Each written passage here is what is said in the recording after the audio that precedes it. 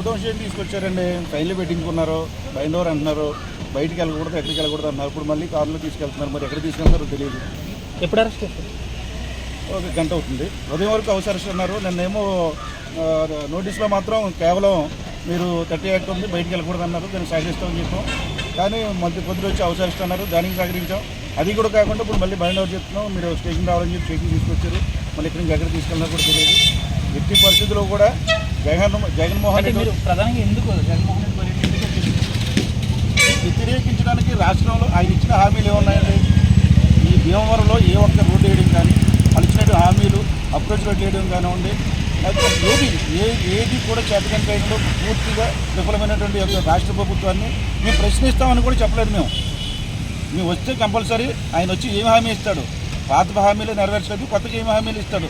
ఇక్కడికి వచ్చి బట్టన్ నొక్కాల్సిన పనే ఉంది. 7-8 కోట్ల రూపాయలు ఖర్చు పెట్టి ఆయన సభ భీమవరంలో పెట్టాలని పరిస్థితి ఉంది.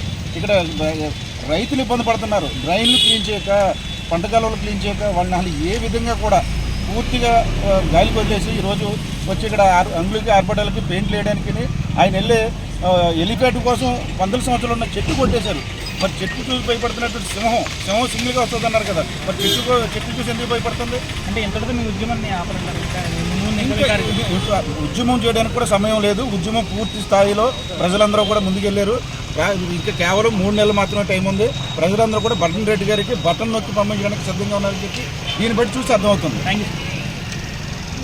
మరిన్ని వీడియోస్ కోసం ఛానల్ ని సబ్స్క్రైబ్ చేయండి. లేటెస్ట్ అప్డేట్స్ కోసం వాట్సాప్ ఛానల్ ని ఫాలో చేయండి. అండ్ లింక్ డిస్క్రిప్షన్ లో ఉంది.